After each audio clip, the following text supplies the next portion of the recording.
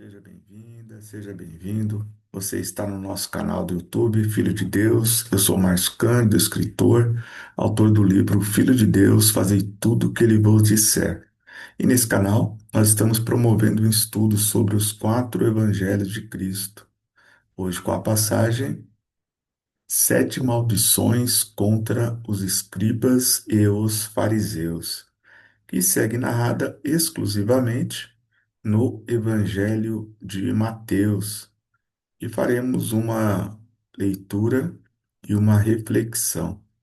E faremos em nome do Pai, do Filho e do Espírito Santo. Amém. Deus seja conosco. Mateus, capítulo 23, versículo de 13 a 36. Ai de vós, escribas e fariseus, hipócritas, porque bloqueais o reino dos céus diante dos homens, pois vós mesmos não entrais, nem deixais entrar os que querem. Ai de vós, escribas e fariseus, hipócritas, que o percorreis o mar e a terra para fazer um prosélito, mas quando conseguis conquistá-lo, vós o tornais duas vezes mais digno da geena do que vós. Ai de vós, condutores cegos, que dizeis: se alguém jurar pelo santuário, seu juramento não o obriga, mas se jurar pelo ouro do santuário, seu juramento o obriga. Insensatos e cegos, que é maior, o ouro ou o santuário que santifica o ouro? Dizeis mais: se alguém jurar pelo altar, não é nada, mas se jurar pela oferta que está sobre o altar, fica obrigado. Cegos, que é maior, a oferta ou o altar que santifica a oferta? Pois aquele que jura pelo altar, jura por ele e por tudo o que nele está. E aquele que jura pelo santuário, jura por ele e por aquele que nele habita. E por fim, aquele que jura pelo céu, jura pelo trono de Deus e por aquele que nele está sentado. Ai de vós, escribas e fariseus, hipócritas, que pagais o dízimo da hortelã, do endro e do cominho, mas omitis as coisas mais importantes da lei: a justiça, a misericórdia e a fidelidade. Importava praticar estas coisas, mas sem omitir aquelas.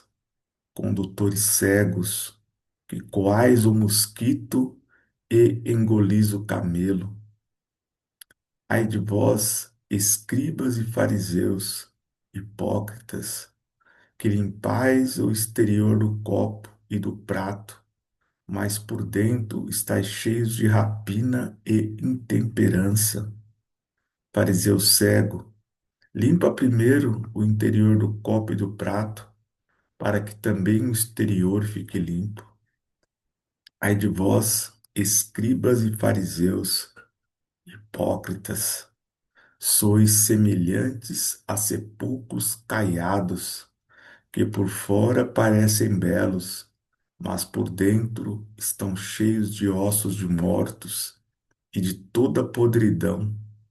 Assim também vós, por fora, pareceis justos aos homens, mas por dentro estáis cheios de hipocrisia e de iniquidade. Ai de vós, escribas e fariseus, hipócritas, que edificais os túmulos dos profetas e enfeitais os sepulcros dos justos, e dizeis: se estivéssemos vivos nos dias dos nossos pais, não teríamos sido cúmplices deles no derramar o sangue dos profetas. Com isso, testificais contra vós que sois filhos daqueles que mataram os profetas. Completai, pois, a medida dos vossos pais. Serpentes, raça de víboras, como haveis de escapar do julgamento da geena? Por isso vos envio profetas, sábios e escribas. A uns matareis e crucificareis, a outro açoitareis em vossas sinagogas, e perseguireis de cidade em cidade, e assim cairá sobre vós todo o sangue dos justos derramado sobre a terra, desde o sangue do inocente Abel até o sangue de Zacarias, filho de Baraquias, que matastes entre o santuário e o altar. Em verdade vos digo, tudo isso sobrevirá a esta geração. Então, essa é a narrativa exclusiva do Evangelho de Mateus sobre 7 maldições contra os escribas e os fariseus. Bem, agora nós vamos fazer uma reflexão sobre o que a mensagem do Evangelho de Mateus traz de ensinamento para as nossas vidas. Mas antes, quero te convidar, se você ainda não está inscrita ou inscrito no nosso canal, faça aqui a sua inscrição para não perder nenhuma de nossas atualizações. Deixa aqui o seu comentário sobre qual a sua opinião sobre essa passagem, sobre o nosso estudo. Compartilha para que mais um irmão também, possa fazer parte desse estudo. E também deixa aqui a sua curtida, porque é muito importante para fortalecer o engajamento do nosso canal. Amém? Bem, aqui nós trazemos um momento forte, não é? De confronto de Jesus contra os escribas e fariseus. E por que está falando aqui em 7 maldições? O que são essas maldições? Cada vez que Jesus fala, ai de vós, e aí vocês percebem que Jesus ele vai ter, nós vamos ter aqui 7 parágrafos, né? E Jesus começa com ai de vós. Isso é uma maldição. Jesus está lançando uma maldição sobre os escribas e os fariseus, né? E por vezes Jesus repete, chamando eles de hipócritas, né? Como se fosse até uma extensão do nome deles, né? Escribas e fariseus hipócritas, quase um sobrenome que Jesus usa aí para identificá-los. E aqui cabe uma reflexão assim muito importante, né? Então, na primeira maldição, Jesus ele está dizendo que eles bloqueiam o reino dos céus, não entram e não deixam os que querem entrar. O que está dizendo aqui? Nós já estudamos aqui no nosso, em outras passagens aqui no nosso canal, quando Jesus fala da gravidade de você, além de fazer errado, de você ensinar errado para as pessoas, porque aí você cria, não é, um efeito bola de neve, não é? Então, quando Jesus fala aqui que eles mesmos não vão entrar no reino dos céus, que eles distorcem as escrituras, por que que ele não vai deixar, eles não vão deixar que outros entrem? Porque eles estão testemunhando de forma distorcida. Portanto, eles criam uma multidão de pessoas que raciocinam errado, interpretam de maneira incorreta e criminosa a palavra de Deus. Entende? Então, aqui nessa primeira maldição, eles estão dizendo que eles não vão entrar. E por testemunharem de forma distorcida, eles também não vão deixar que aqueles que o seguem entrem, né? Aqui na segunda maldição, fala de fazer um prosélito, né? O que que é um prosélito? Um prosélito é um convertido, né? Um pagão convertido à religião judaica, né? Então, no cristianismo, né, a gente fala de converter, né? E aqui eles chamam de prosélito, aquele pagão, né, que se converte ao judaísmo, né? E por que que Jesus fala que eles percorrem o mar e a terra para converter ao ao judaísmo e torna duas vezes mais digno da Geena. O que que é Geena aqui? Jesus está falando do inferno, né? A Geena é uma das formas de citar o inferno. É disso que Jesus está falando aqui, que vai tornar mais duas vezes mais digno da Geena, porque acompanha o mesmo raciocínio do primeiro parágrafo, o ensinamento distorcido da palavra, né? E aí isso serve para os nossos dias também, né?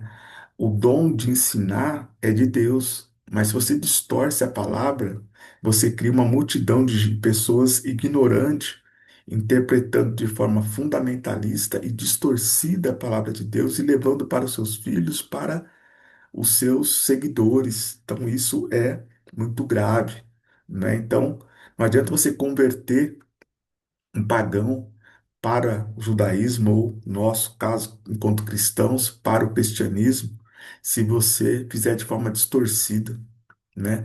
Quantas e quantas pessoas pagãs que erram menos do que os religiosos, né? Que deveriam, por serem mais instruídos, ter uma vida mais correta, mas não é o que acontece. E aí a terceira maldição é a da ambição, né? Aqui Jesus fala do juramento pelo santuário. E aqui, o que que Jesus está cobrando? Uma distorção, né? Quando eles valorizam mais o ouro do que o santuário, né? O ouro enquanto oferta, né? Então, ao invés de olhar para o santuário, eles vão ver o quê? O valor do ouro que está sobre o santuário. Então, existe o quê? Uma inversão, de valores aqui, né?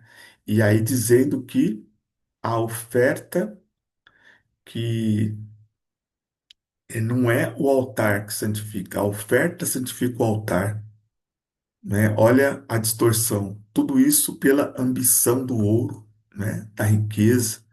Então não é a casa de Deus. E aí não é à toa que Jesus tem aquela atitude expulsando os vendilhões do templo, porque eles valorizam os negócios e não a espiritualidade, né? Por isso que Jesus ficou tão aborrecido quando ele entrou no templo, porque essa é a conduta dos escribas e fariseus.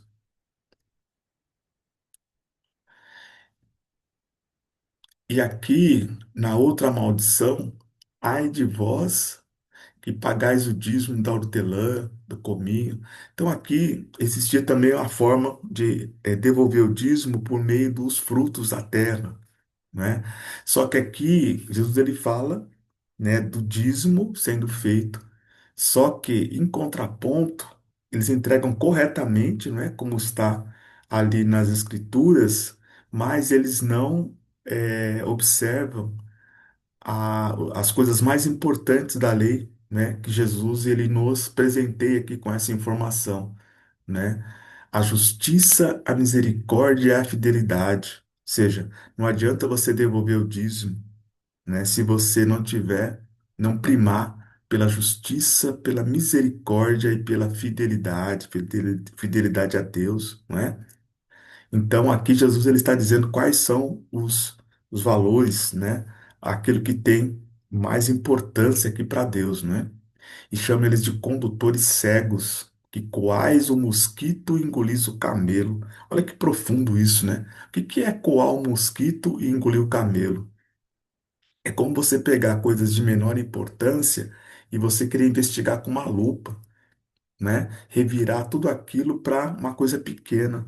Só que aquilo que é maior, você deixa passar diante dos seus olhos, né? Lembra daquele político que falou da boiada, né? A boiada passa e ninguém vê. Então, isso é coar o mosquito e engolir o camelo. Por exemplo, no tempo de Jesus, falava que Jesus profanava o sábado. Isso é um mosquito, né? Quantas e quantos debates aconteceu porque dizia que Jesus fazia trabalho no sábado e que não podia. Só que as autoridades religiosas faziam muito pior, né? Exploravam as viúvas, eles profanavam o templo de Deus, e aí eles estavam ali, isso é o camelo, e eles estavam ali olhando Jesus, porque Jesus profana o sábado, e Jesus fazendo curas maravilhosas, e eles achando que Jesus não podia fazer aquilo porque era sábado. Isso é o mosquito, né?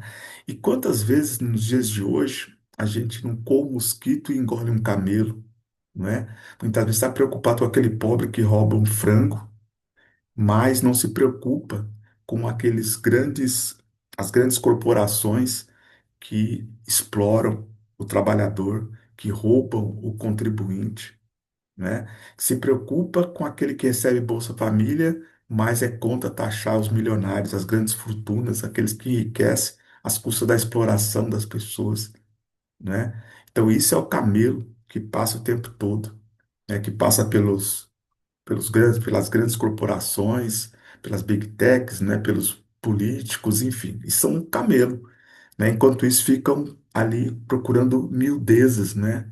O mosquito. E aqui depois fala da outra maldição, né? Que limpais o exterior do copo e do prato e por fora está cheio de sujeira, né? Cheio de rapina, que é roubo, né? Cheio de roubo e exploração. Então aqui Jesus está falando do fingimento, né? Que eles se mostram santos, mas por fora estão cheios de sujeira e corrupção.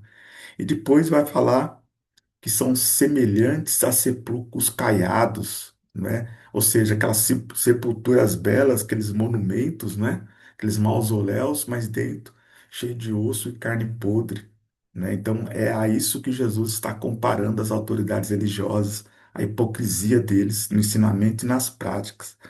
E finalmente Jesus fala que eles edificam os túmulos dos profetas que os pais deles mataram, né? Então é uma raça de criminosos, porque os profetas enviados por Deus foram assassinados pelos seus pais. Eles continuam, porque eles também mataram João Batista e também atentarão contra a vida de Jesus. Então, Jesus ele encerra aqui chamando de serpentes, raça de víboras. Como haver de escapar do julgamento da geena? Como escapar do inferno, não é? Depois de tanto crime, tanta violência diante dos olhos de Deus. Então, aqui é um dos debates mais fortes que Jesus faz com as autoridades religiosas e que muito nos ensina, né? Cada interpretação que foi feita dessas sete maldições serve de alerta hoje. Jesus já disse aquilo que o aborrece, né? Jesus ele está profundamente decepcionado e aborrecido com as autoridades religiosas que deveriam estar ensinando sobre Deus, estão praticando crimes e exploração, sendo desonestos e profanando a casa de Deus. Então, que a gente não siga esses exemplos, que a gente se santifique diante de Deus e que seja justo, para que Deus tenha misericórdia de cada um de nós, que somos pecadores, mas que podemos fazer uma entrega melhor a Deus, porque Deus não quer que ninguém se perca. Deus quer todos nós reinando com Ele eternamente. Então, que a gente siga o exemplo hoje daquele que Jesus abomina e que nós não façamos em nossas vidas e não multipliquemos conhecimentos distorcidos da palavra de Deus. Amém? Muita paz, muita luz. Deus abençoe e edifique sempre a sua vida. Amém? Forte abraço.